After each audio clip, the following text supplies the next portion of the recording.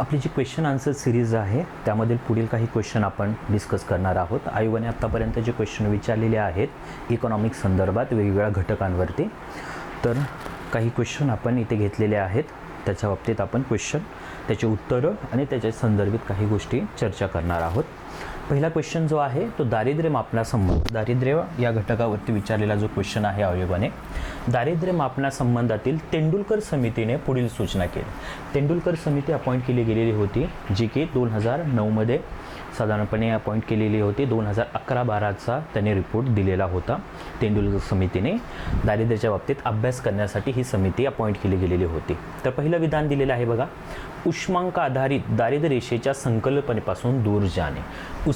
उष्मांक आधारित म्हणजेच कॅलरीच्या बाबतीत जे काही मूल्यांकन होतं दारिद्र्याचं, ठीक आहे, किंवा दारिद्र्य ठरवण्यासाठी कॅलरी हा घटक विचारात घेतला जात होता. तर त्यालाच उष्मांक आधारित दारिद्र्य रेषेच्या संकल्पनेपासून दूर जाणे याच्यावरती त्यांनी भर दिला होता, किंवा तो एक घटक विचारात घेतला गेलेला होता त्यांच्याकडनं, असं पहिलं विधान दिलेलं आहे.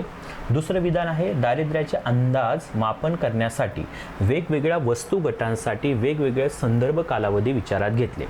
वेगवेगळ्या वस्तू गटासाठी वेगवेगळे संदर्भ कालावधी त्यांनी विचारात घेतले होते का, हा एक आहे. आणि तिसरं आहे, शिक्षण आणि आरोग्यासाठी केलेल्या व्यक्तिगत खर्चाचा समावेश याच्यामध्ये केलेला आहे का. शिक्षण आणि आरोग्यासाठी केलेला व्यक्तिगत खर्च, अशा पद्धतीने 3 विधानं दिलेली आहेत. तर तेंडुलकर समितीने जे काय आहे आत्तापर्यंत बऱ्यापैकी दारिद्र्याचे जे काही निकष लावले जात होते, तर या निकषापेक्षा वेगळा विचार करण्याचा प्रयत्न केलेला होता तेंडुलकर समितीने. त्यामुळे तेंडुलकर समिती आणि रंगराजन समिती यांचा अभ्यास करणं खूप महत्त्वाचं राहत असतं, ठीक आहे. तर पहिला उष्मांक आधारित दारिद्र्याच्या संकल्पनेपासून दूर जाणे, तर बरोबर आहे. कॅलरी, तेंडुलकर समितीने हे सांगितलेलं होतं की जे आधी कॅलरीचं मापन होत होतं दारिद्र्याचं प्रमाण ठरवण्यासाठी, जसे की 2100 कॅलरीज जर मिळवत असेल तो दारिद्र्य रेषेच्या वरती असेल, किंवा 2400 कॅलरीज जर का तो व्यक्ती मिळवत असेल ग्रामीण भागामध्ये आणि शहरी भागामध्ये, या पद्धतीने डिस्ट्रीब्युशन केलं जात होतं, बरोबर. तर कॅलरी हे काय होता, निकष लावला जात होता. तर तेंडुलकर समितीचं म्हणणं असं होतं की फक्त कॅलरीजचं मापन करणं हेच योग्य असणार नाही, किंवा कॅलरीवरती जर का तुम्ही दारिद्र्याचं प्रमाण ठरवणं, तर एक प्रकारे तो हंगर इंडेक्स असल्यासारखंच आहे. भूक निर्देशांक जो आहे तो भूक निर्देशांकाच्या पद्धतीनेच तो जाणार आहे, बरोबर. म्हणजे फक्त कॅलरीवरती शोधणं दारिद्र्याचं प्रमाण हे कुठंतरी बंद केलं तर योग्य राहील. त्यामुळेच त्यांनी उष्मांक आधारित दारिद्र्य रेषेच्या संकल्पनेपासून दूर जाणं किंवा तेवढ्यावरती फक्त फोकस करणं हे टाळलेलं होतं. दुसरं आहे, त्यामुळे हे विधान जे आहे ते विधान काय असणार आहे, बरोबर असणार आहे. दूर जाणं योग्य मानलं होतं त्यांनी. दारिद्र्याचे अंदाज मापन करण्यासाठी वेगवेगळ्या वस्तू गटांसाठी वेगवेगळे संदर्भ कालावधी, बरोबर आहे की त्यांनी वेगवेगळ्या वस्तू गट जे केलेले होते, तर त्या वस्तू गटांसाठी संदर्भ कालावधी सुद्धा काय केलेले होते, वेगवेगळे विचारात घेतलेले होते.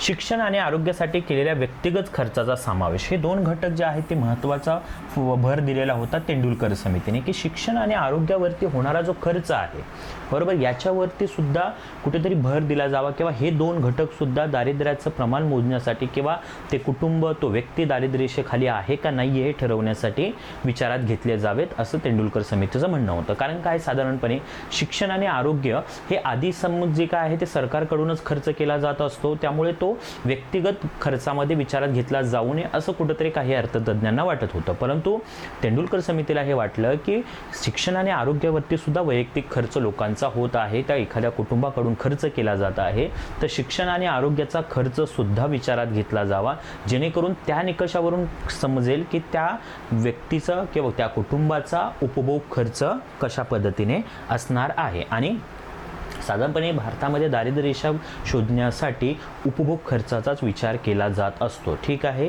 उपभोग कशा पद्धतीने ते कुटुंब किंवा तो व्यक्ती घेत आहे याच्यावरून. तर हे 2 घटक सुद्धा विचारात घेतलेले होते, किंवा व्यक्तिगत खर्चाचा समावेश केलेला होता. त्यामुळे हे विधान सुद्धा काय असणार आहे, बरोबर असणार आहे. त्यामुळे A, B आणि C ही 3ही विधानं काय असतील, बरोबर असतील. तर इथे पर्याय क्रमांक 2 हे याचं काय असेल, उत्तर असणार आहे. पुढे पाहूयात. विकासाच्या अर्थशास्त्रात उत्पन्नाच्या असमानतेचे विश्लेषण करणारा वक्र.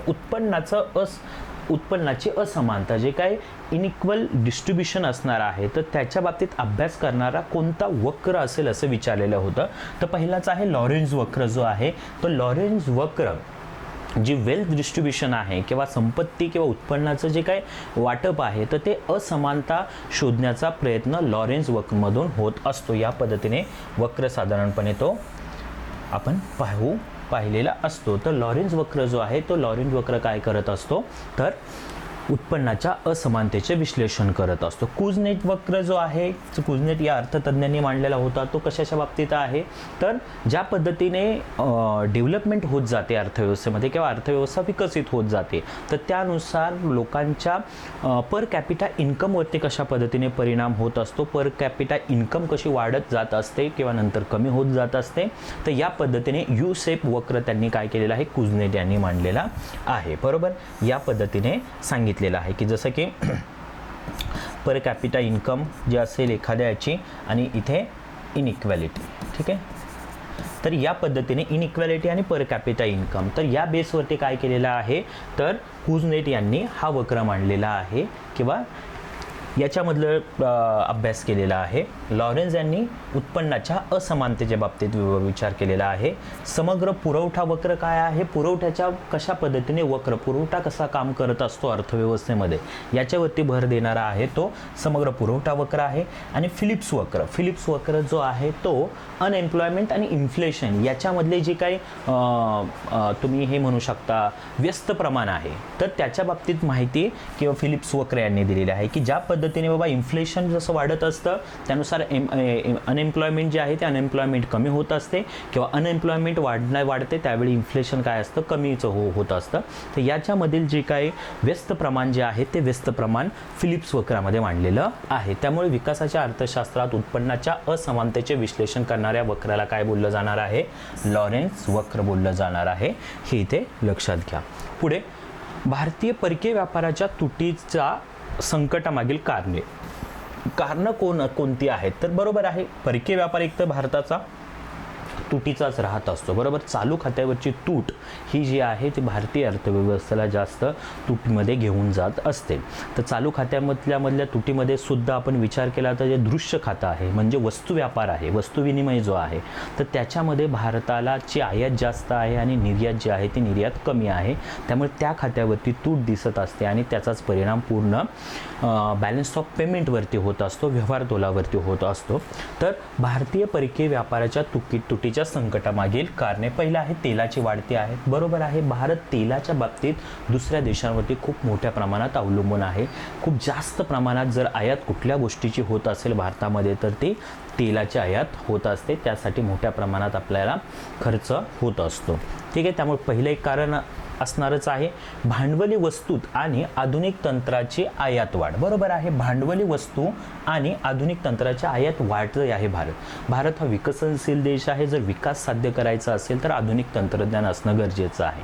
आणि भारतासारखे विकसनशील देश असतील किंवा अल्पविकसित देश असतील त्या देशामध्ये तेवढं आधुनिक तंत्रज्ञान असत नाही. आधुनिक तंत्रज्ञान किंवा भांडवली वस्तू की ज्या नवीन काहीतरी उत्पादन करण्यासाठी किंवा भांडवली संपत्ती ज्याला म्हटलं जाईल अशा गोष्टींची जी निर्मिती आहे ती विकसनशील किंवा अल्पविकसित देशांमध्ये होत नाही. तर अशा वस्तूंसाठी किंवा आधुनिक तंत्रज्ञानासाठी अशा देशांना विकसित देशांवरती अवलंबून राहावं लागत असतं. विकसित देशांमधून या वस्तूंची आयात करावी लागत असते तरच आर्थिक विकास साध्य होणार आहे. त्यामुळे हे विधान सुद्धा बरोबर आहे व्यापार तुटीच्या संकटासाठी. रुपयाच्या विनिमय दरातील घट, विनिमय दर जो आहे तो रुपयाचा घसरत आहे. बरोबर आहे, विनिमय दर जर का घसरत असेल तर त्याचा परिणाम सुद्धा कशावरती होणार आहे, परकीय व्यापाराच्या तुटीवरती होणार आहे किंवा परकीय व्यापारामधली तूट वाढण्यासाठी हे एक कारण असणार आहे की रुपयाचा विनिमय दरातील घसरण. रुपया जर घसरत असेल, रुपयाचं मूल्य जे आहे ते मूल्य जर कमी होत असेल तर ते एक कारण राहणार आहे. रुपयाच्या विनिमय दरातील वाढ, रुपयाचं मूल्य वाढल्यानंतर तूट वाढेल असं आहे का, नाही, उलट तूट कमी होणार आहे. हे साधारणपणे लक्षात घेणं गरजेचं असेल. ठीक आहे, त्यामुळे रुपयाच्या विनिमय दरातील वाढ हे कारण येणार नाहीये. त्यामुळे ए, बी आणि सी, ए, बी, सी कुठे आहे तर इथे आहे ए, बी आणि सी. हे काय असणार आहे, विधान योग्य असणार आहे परकीय व्यापाराच्या तुटीच्या संकटामागील कारण. पुढे घाऊक किंमत निर्देशांकामध्ये होलसेल प्राइस इंडेक्स, ठीक आहे, होलसेल प्राइस इंडेक्स पुढीलपैकी कोणत्या वस्तूंच्या किमतीचा विचार केला जात असतो? तर होलसेल प्राइस इंडेक्स आणि कंझ्युमर प्राइस इंडेक्स अशा पद्धतीचे दोन इंडेक्स काढले जात असतात. होलसेल प्राइस इंडेक्स जो आहे तो होलसेल दरावरती काढला जात असतो किंवा होलसेल व्यवहार जिथे होत असतात, ज्याला की घाऊक म्हणू शकतो आपण, ठीक आहे, घाऊक व्यवहार जिथे होत असतात तर अशा किमतीवरून होलसेल प्राइस इंडेक्स काढला जात असतो. आणि कंझ्युमर प्राइस इंडेक्स जो आहे तो कंझ्युमर प्राइस इंडेक्स जो आहे तो ग्राहकांना एखादी वस्तू किती किमतीला मिळत आहे या किमतीवरती कंझ्युमर प्राइस इंडेक्स काढला जात असतो, ठीक आहे. भारत सरकार आधी होलसेल प्राइस इंडेक्सवरती साधारणपणे फोकस करत होतं किंवा त्याला डोळ्यासमोर ठेवून धोरणं ठरवत होतं, परंतु मागील काही वर्षामध्ये भारत सरकारने काय केलेलं आहे, कंझ्युमर प्राइस इंडेक्सला जास्त फोकस केलेला आहे किंवा कंझ्युमर प्राइस इंडेक्सची स्थिती काय आहे त्यानुसार याच्या बाबतीत बाजाराच्या बाबतीत धोरणं ठरवली जात आहेत, हे इथे लक्षात घेणं गरजेचं आहे. तर कोणकोणत्या वस्तूंच्या किमतीचा विचार केला जात असतो? तर प्राथमिक वस्तू, बरोबर आहे, प्रायमरी गुड्स जे असणार आहे तर त्यांचा विचार केला जाणार आहे. नंतर इंधन, बरोबर आहे, फ्युएल जे इंधन आहे, इंधन आणि एनर्जी तुम्ही म्हणू शकता किंवा इंधनामध्ये जसं की मग पेट्रोल असेल, वीज असेल वगैरे ही जी काही इंधनं आहेत तर त्या संबंधित वस्तूंचा विचार केला जात असतो. उत्पादित वस्तू, मॅन्युफॅक्चरिंग गुड्स जे आहेत, मॅन्युफॅक्चर गुड्स, तर त्याचा सुद्धा विचार कुठे होणार आहे, याच्यामध्ये होत असतो. म्हणजे वेगवेगळ्या क्षेत्रातले महत्त्वाचे जे क्षेत्र आहेत त्या क्षेत्रांमधल्या ज्या वस्तू आहेत त्या वस्तूंच्या किमतीचा विचार इथे केला जात असतो आणि त्या किमतीच्या वरून घाऊक किंमत निर्देशांक होलसेल प्राइस इंडेक्स काढला जात असतो. तर ते आपण पाहूयात की कशा पद्धतीने काढला जात आहे. तर पहिली गोष्ट तर हे लक्षात घ्या की वाणिज्य आणि उद्योग मंत्रालयामधला जो आर्थिक सल्लागार विभाग आहे यांच्याकडून होलसेल प्राइस इंडेक्स काय केला जात असतो, डिक्लेअर केला जात असतो, काढला जात असतो, त्याची आकडेवारी दिली जात असते आपल्याला. तर त्याच्यामध्ये पहिली वस्तू जी आहे ती कुठली आहे, प्राथमिक वस्तू. प्राथमिक वस्तूंच्या बाबतीत भार जो आहे तो 100, एकूण भार किती पकडलेला आहे, 100, आणि त्या 100पैकी प्रत्येक वस्तूला किती मूल्यांकन केलेलं आहे किंवा किती भार दिलेला आहे हे इथे आपल्याला लक्षात ठेवायचं आहे, कारण की एखादा क्वेश्चन जो आहे मेन्सच्या पॉईंट ऑफ व्ह्यू याच्यावरती विचारला जाऊ शकतो.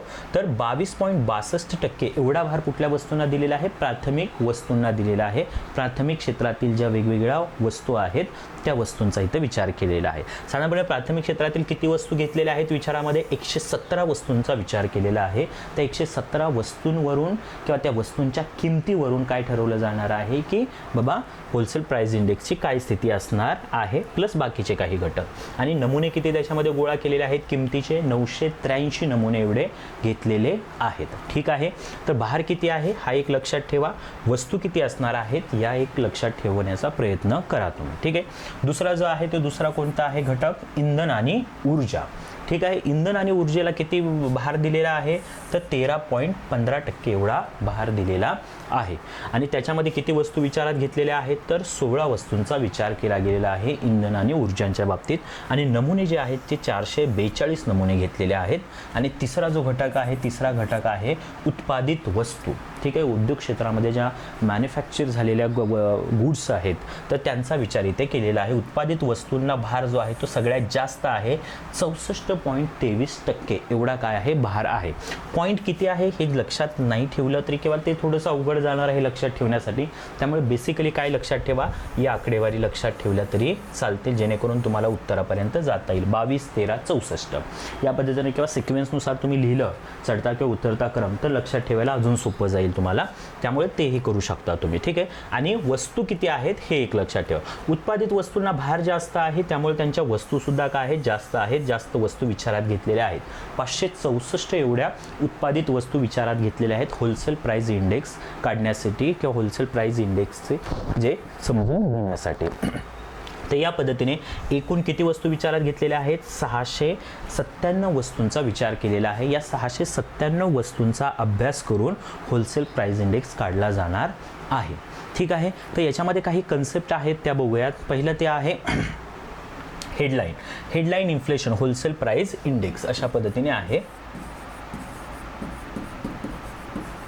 Headline wholesale price index. Headline wholesale price index काय असणार आहे, तर या एकूण वस्तू ज्या आहेत 697 वस्तूंचा विचार करून किंवा 697 वस्तूंच्या किमतींचा अभ्यास करून जो इंडेक्स काढला जाणार आहे तर तो काय असणार आहे, होलसेल प्राइस इंडेक्स असणार आहे. ठीक आहे, घाऊक किंमत निर्देशांक असणार आहे. तर त्याला काय बोललं जात असतं, हेडलाईन होलसेल प्राइस इंडेक्स. ठीक आहे. नंतर आहे core wholesale price index. Core म्हणजेच काय असणार आहे, तर हेडलाईन म्हणजे साधारणपणे एक ढोबळ मनाने सगळ्या या वस्तूंचा विचार करून काढलेला, आणि कोर म्हणजे असा आहे जे की साधारणपणे याच्यामध्ये अशा काही वस्तू आहेत, ह्या ज्या काही 697 एकूण वस्तू आहेत, याच्यामध्ये अशा काही वस्तू आहेत की ज्या फ्लक्च्युएट होत राहत असतात, की ज्यांची किमती खूप कमी काळामध्ये कमी जास्त होत राहत असते. तर या अशा ज्या वस्तूंच्या किमती कमी जास्त होतात, तर त्यामुळे एक एक्झॅक्टली आपल्याला होलसेल प्राइस इंडेक्स काय आहे मार्केटमध्ये हे फिक्स करणं थोडंसं अडचणीचं होऊ शकतो, कारण की त्या कमी कालावधीमध्ये किंमती काय होत असतात, कमी जास्त होऊ शकतात. मग ते टाळण्यासाठी साधारणपणे कोर होलसेल प्राइस इंडेक्स काढलेला आहे, ज्याच्यामध्ये 504 वस्तूंचा विचार केलेला आहे. मग याच्यामध्ये साधारणपणे बाबा प्राथमिक वस्तू असतील, इंधन व ऊर्जा असतील, उत्पादित वस्तू असतील, याच्यामध्ये याच्यामधील अशा वस्तूंचा विचार केलेला आहे की ज्या वस्तूंची किंमत बऱ्यापैकी स्थिर राहत असते. अशा 504 वस्तूंवरून कोर होलसेल प्राइस इंडेक्स काढला जात असतो. आणखी कुठला इंडेक्स काढला जात असतो, तर wholesale price index food index. त्याच्यामध्येच होलसेल प्राइस इंडेक्समध्येच फूड इंडेक्स काढण्यावरती एक भर दिलेला आहे. फूड इंडेक्समध्ये काय केलं जात असतं, तर प्राथमिक वस्तू ज्या आहेत त्या प्राथमिक वस्तूंमधील ज्या अन्न या घटकाशी किंवा फूड या घटकाशी संबंधित ज्या वस्तू आहेत अशा 76 वस्तूंचा विचार केला जात असतो. प्लस त्याच्यामध्ये उत्पादित वस्तू ज्या आहेत मॅन्युफॅक्चरिंग सेक्टरमधल्या ज्या प्रोसेसिंग फूड्स असतील, तर त्या प्रोसेसिंग फूड्सची 60 प्रोसेसिंग फूड्समधल्या 60 वस्तूंचा विचार काय केला गेलेला आहे, इथे केलेला आहे. म्हणजे फूड या घटकाशी संबंधित असणाऱ्या ज्या वस्तू असणार आहेत किंवा या 697 मध्ये ज्या वस्तू विचारात घेतलेल्या आहेत त्यापैकी 76 प्राथमिक वस्तू आणि 60 उत्पादित वस्तू ह्या ज्या आहेत ती की फूडशी संबंधित आहेत, अन्न या घटकाशी संबंधित आहेत. तर त्यांच्या किमतीवरून कुठला इंडेक्स काढला जाणार आहे, होलसेल प्राइस फूड इंडेक्स काढला जाणार आहे. हे इथे समजून घ्या. ठीक आहे. साधारणपणे लक्षात ठेवण्याच्या गोष्टी ज्या आहेत, तर कोणाकडून डिक्लेअर केला जात असतो हे एक लक्षात ठेवा. कोणते वस्तू विचारात घेतल्या जात असतात हा एक घटक लक्षात ठेवा. भार आणि वस्तू हे घटक लक्षात ठेवा बेसिकली. ठीक आहे. आणि हे कन्सेप्ट लक्षात ठेवा, कोर होलसेल प्राइस इंडेक्स काय असेल, फूड इंडेक्स काय असेल आणि हेडलाईन होलसेल प्राइस इंडेक्स काय असणार आहे. ठीक आहे. पुढे कराच्या संबंधित योग्य विधान निवडा. कराशी संबंधित योग्य विधान कोणते आहे? उत्पन्न कर हा प्रत्यक्ष कर नाही इथं बोललेला आहे. बरोबर. उत्पन्न कर याला इन्कम टॅक्स ज्याला बोललं जाणार आहे. तर इन्कम टॅक्स हा एखाद्या व्यक्तीवरती आकारला जात असतो किंवा औद्योगिक संस्थांवरती सुद्धा इन्कम टॅक्स म्हणण्यापेक्षा त्यांच्या सुद्धा उत्पन्नावरती कर आकारला जात असतो, ज्याला कंपनी कर किंवा महामंडळ कर असंही बोललं जात असतं. तर साधारणपणे प्रत्यक्ष कर आपण कुठल्या कराला म्हणत असतो, तर बेसिकली समजून घ्यायचं असेल तर प्रत्यक्ष कर म्हणजे ज्या व्यक्तीवरती किंवा ज्या घटकावरती तो कर आकारला जात असतो आणि तोच घटक ती कर जो आहे तो कर सुद्धा भरत असतो किंवा त्याचा भार सुद्धा किंवा त्याचा आघात जो आहे, आघात आणि भार हे एकच व्यक्ती उचलत असेल तर तो कर साधारणपणे प्रत्यक्ष कर असं आपण लक्षात ठेवू शकतो. ठीक आहे. जसं की इन्कम टॅक्सच्या बाबतीत जर उदाहरण घेतलं तर इन्कम टॅक्स ज्या व्यक्तीवरती आकारला जातो त्याच व्यक्तीला तो काय करावा लागतो, भरावा लागत असतो. कंपॅरेटिव्हली सांगितल्यानंतर तुम्हाला लक्षात येईल. अप्रत्यक्ष कराचा जर विचार केला तर अप्रत्यक्ष कर कशाला बोलत असतो आपण, की अप्रत्यक्ष करामध्ये एखाद्या घटकावरती जर का टॅक्स आकारलेला असेल तर तो जो भार आहे तो पुढच्या घटकांवरती टाकत असतो. जसं की बाबा एखाद्या वस्तूवरती जर का टॅक्स आकारलेला असेल, बरोबर, जीएसटी आकारलेला असेल तर तो जीएसटी तो भरत असतो तो व्यक्ती, परंतु त्याचा भार जो आहे तो किमतीमध्ये तेवढी ॲडिशनल करून तो टॅक्सचा जो काही टॅक्स भरलेली अमाऊंट आहे ती त्या किमतीमध्ये ॲड करून पुढच्या व्यक्तीला तो काय करत असतो, ती वस्तू विकत असतो. म्हणजे काय होत आहे तर या पद्धतीने भार पुढच्या घटकावरती पडत आहे. पण प्रत्यक्ष कराच्या बाबतीत ज्या व्यक्तीवरती तो भार तो टॅक्स लावला जात असतो तोच व्यक्ती काय करत असतो तर तो टॅक्स भरत असतो. त्यामुळे उत्पन्न कर हा प्रत्यक्ष कर आहे का, तर हा प्रत्यक्ष कर आहे. बरोबर. इन्कम टॅक्स ज्याच्यावरती आकारला जातो तोच तो भरत असतो. वस्तू आणि सेवा कर हे म्हणजे हे विधान काय असेल, चुकीचं असेल. वस्तू आणि सेवा कर हे अप्रत्यक्ष कर आहेत. आहे जीएसटी वस्तू आणि सेवा कर GST goods and service tax जो आहे तो काय असणार आहे, तर अप्रत्यक्ष करामध्ये येणार आहे. बरोबर आहे हे विधान. नंतर संपत्ती कर हे सुद्धा अप्रत्यक्ष कर आहेत. नाही, संपत्ती कर जे आहे ते संपत्ती कर अप्रत्यक्ष कर आहेत का, तर अप्रत्यक्ष कर नाहीये, तर प्रत्यक्ष कर आहेत. कारण की संपत्ती कर हा संपत्तीवरती प्रत्यक्षपणे आकारला जात असतो. ज्याची संपत्ती आहे त्याच्यावरती तो आकारला जाणार आहे. उत्पादन कर हे प्रत्यक्ष कर आहेत. उत्पादन कर जो आहे तो उत्पादन कर प्रत्यक्ष कर असणार आहे का, नाहीये, तर अप्रत्यक्ष कर. कारण की उत्पादन कर सुद्धा आकारला जात असतो एका घटकावरती, पण त्याचा भार जो आहे तो भार पुढच्या घटकावरती पडत असतो. त्यामुळे हे विधान सुद्धा काय असेल, चुकीचं असेल. कारण की उत्पादन कर हा अप्रत्यक्ष कर असणार आहे, प्रत्यक्ष कर नाही. तर कराच्या संबंधित योग्य विधान विचारलेलं होतं. योग्य विधान आपलं काय असणार आहे, वस्तू आणि सेवा कर हे अप्रत्यक्ष कर आहेत. हे विधान योग्य असणार आहे. तर पुढे पाहूयात. वित्तीय तूट राजकोषीय तूट म्हणजे काय असणार आहे. वित्तीय तूट आणि राजकोषीय तूट कशाला बोललं जाणार आहे. ठीक आहे, पहिलं विधान आहे वित्तीय तूट बरोबर अंदाजपत्रकीय तूट अधिक कर्ज आणि इतर देयता. बरोबर आहे, वित्तीय तूट बरोबर अंदाजपत्रकीय तूट अधिक इतर देयता हे विधान बरोबर होऊ शकतं. पण सध्या साधारणपणे आत्ताची स्थिती बघितलं तर काय झालेलं आहे, तर अंदाजपत्रकीय तूट जे आहे ते अंदाजपत्रकीय तूट 0 दाखवली जात आहे. आधी आपण अंदाजपत्रकीय तूट काढली जात होती, परंतु भारत सरकार आता समतोल अर्थसंकल्प मांडत असतं. जेवढे उत्पन्न तेवढाच खर्च दाखवत असतं. त्यामुळे अर्थसंकल्प जो आहे तो कसा राहतो, समतोल राहतो. आणि जर समतोल अर्थसंकल्प राहत असेल तर तिथे तूट असणार नाही, आपल्याला तूट दिसणार नाही. त्यामुळे अंदाजपत्रकीय तूट आता काय राहणार आहे, 0 राहणार आहे. बरोबर. मग वित्तीय तूट बरोबर कर्जे आणि इतर देयता असंही आपण म्हणू शकतो, काही अडचण नाही. परंतु हे विधान बऱ्यापैकी बरोबर आहे. वित्तीय तूट बरोबर अंदाजपत्रकीय तूट अधिक कर्जे आणि इतर देयता असंही असू शकतं, बरोबर येईल.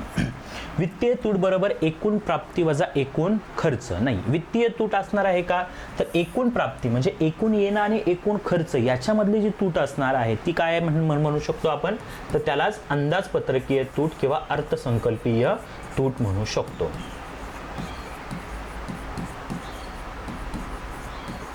ही काय असणार आहे, अर्थसंकल्पीय तूट. वित्तीय तूट बरोबर महसुली उत्पन्न आणि महसुली खर्च. महसुली उत्पन्न आणि महसुली खर्च बरोबर 2 भाग केले जात असतात. एक महसुली खाते आणि दुसरं आहे ते भांडवली खाते. महसुली उत्पन्न आणि महसुली खर्च याच्यामधले जर का तूट फाइंड आउट केली तर त्याला काय बोललं जाणार आहे, महसुली तूट बोललं जाणार आहे. त्याला वित्तीय तूट बोललं जाणार नाहीये. त्यामुळे ही काय असेल, महसुली तूट. पुढे आहे वित्तीय तूट बरोबर भांडवली उत्पन्न आणि भांडवली देयता. देयता म्हणजेच काय असेल, इथे खर्च असणार आहे. तर वित्तीय तूट बरोबर हे सुद्धा येणार नाहीये. वित्तीय तूट भांडवली उत्पन्न आणि भांडवली देयता ह्याच्यामधला जर का फरक काढला तर ती काय असणार आहे, भांडवली तूट असणार आहे. त्याला काय बोललं जाईल, भांडवली तूट बोललं जाणार आहे. म्हणजे या पद्धतीने राजकोषीय तूट म्हणजे काय असेल, वित्तीय तूट बरोबर अंदाजपत्रीय तूट अधिक कर्ज आणि इतर देयता. फक्त इथं हा एक पॉईंट लक्षात ठेवा की अंदाजपत्रीय तूट जी आहे ती आता सध्याला 0 असते. त्यामुळे अर्थसंकल्पीय तूट किंवा अंदाजपत्रीय तूट काही असणार नाहीये. म्हणजेच राजकोषीय तूट बरोबर कर्ज असं म्हणू शकतो किंवा राजकोषीय तूट बरोबर कर्ज आणि इतर देयता ज्या आहेत त्या सरकारच्या त्या विचारात घेतल्या जाणार आहेत. तर पहिलं ए विधान बरोबर असणार आहे, फक्त योग्य पर्याय विचारलेला आहे तर 1 येणार आहे. पुढे शेतीसाठी खाजगी कर्ज पुरवठा. कसला कर्ज पुरवठा आहे, खाजगी क्षेत्राकडून केला जाणारा पुरवठा दोषपूर्ण असतो. कारण खाजगी कर्ज हे महागडे असते. बरोबर आहे, खाजगी कर्ज हे महागच असणार आहे. कारण की खाजगी कर्ज जे देणारे घटक असणार आहेत तर त्यांचा मेन उद्देश काय असणार आहे, मुख्य उद्देश काय असणार आहे, नफा कमवणे. प्रॉफिट हाच त्यांचा मुख्य उद्देश असणार आहे. आणि जर नफा कमवणे हा जर का उद्देश असेल तर नक्कीच कर्ज ते कसं असणार आहे, महाग मिळणार आहे. ठीक आहे.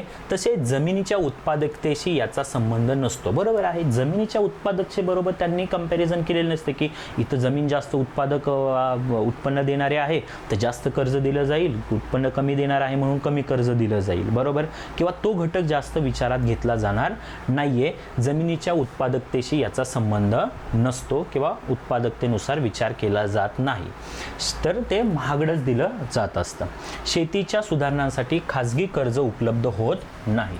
शेतीच्या सुधारणांसाठी खाजगी कर्ज उपलब्ध होत नाही. बरोबर आहे, शेती हा घटक बऱ्यापैकी आपण भारतामध्ये बघितलं तर शेतीमधून तेवढ्या खूप मोठ्या प्रमाणात उत्पन्न येत नाही.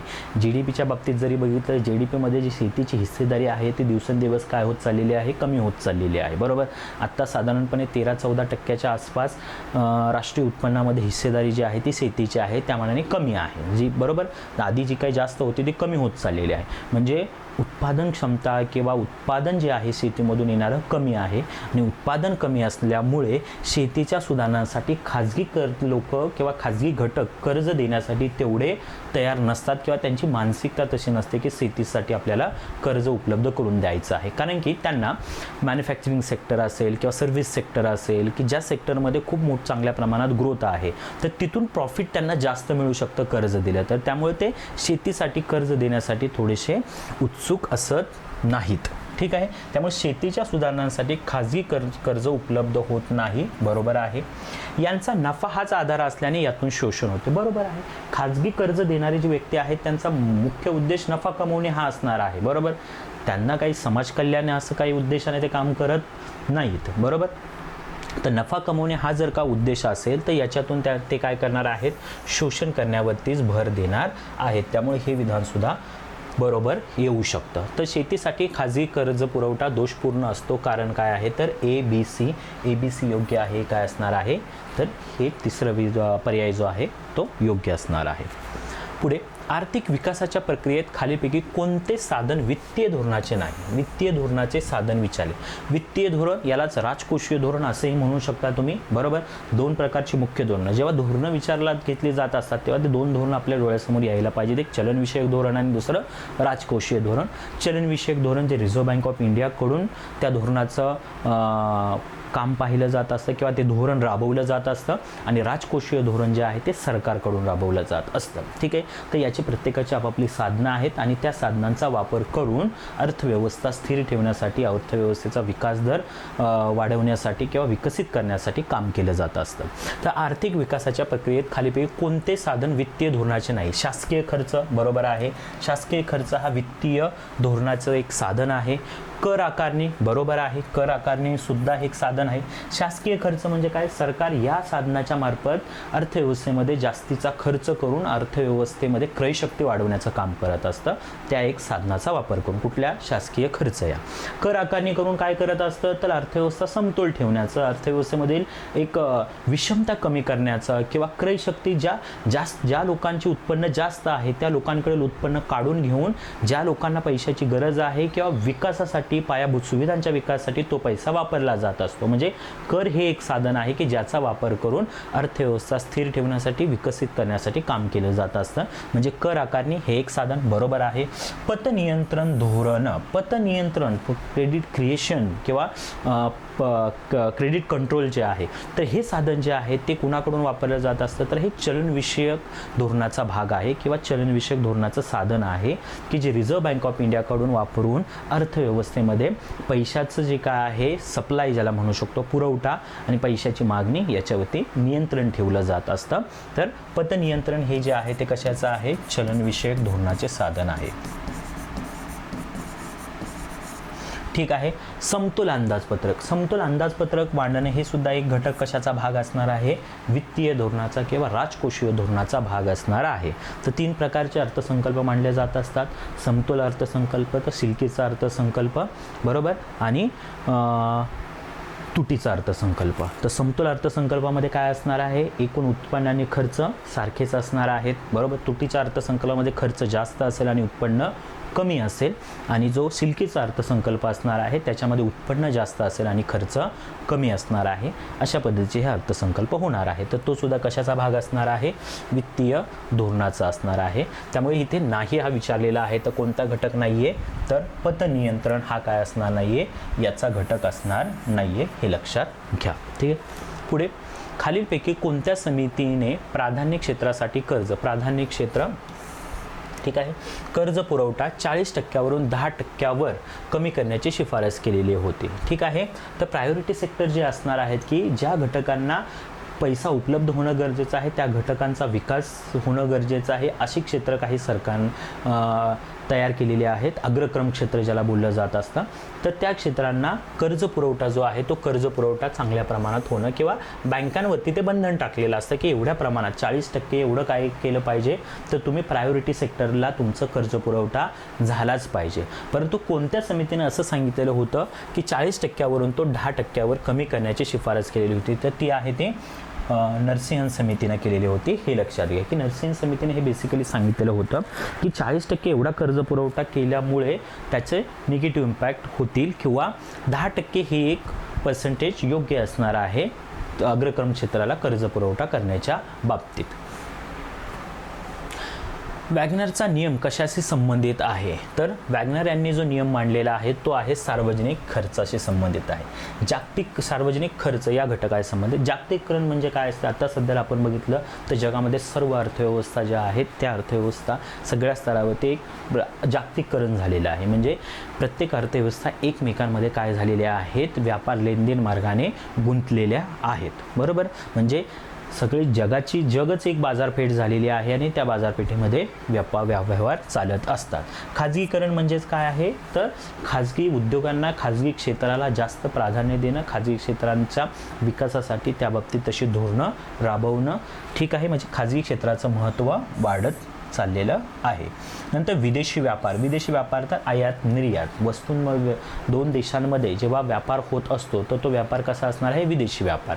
अंतर्गत व्यापार किंवा देशी व्यापार कशाला बोललं जाणार आहे, जेव्हा देशाच्या अंतर्गत भागामध्ये व्यापार होणार आहे, वस्तूंची लेनदेन, वस्तू आणि सेवांचे लेनदेन होणार आहे, तो असणार आहे तो देशातील व्यापार असणार आहे. आणि विदेशी व्यापार म्हणजे जेव्हा दोन देशांमध्ये व्यापार होत असतो, दोन देशांमध्ये वस्तू आणि सेवांची आयात निर्यात लेनदेन होत असते, तर तो म्हणजे व्यापार काय असणार आहे, विदेशी व्यापार असणार आहे.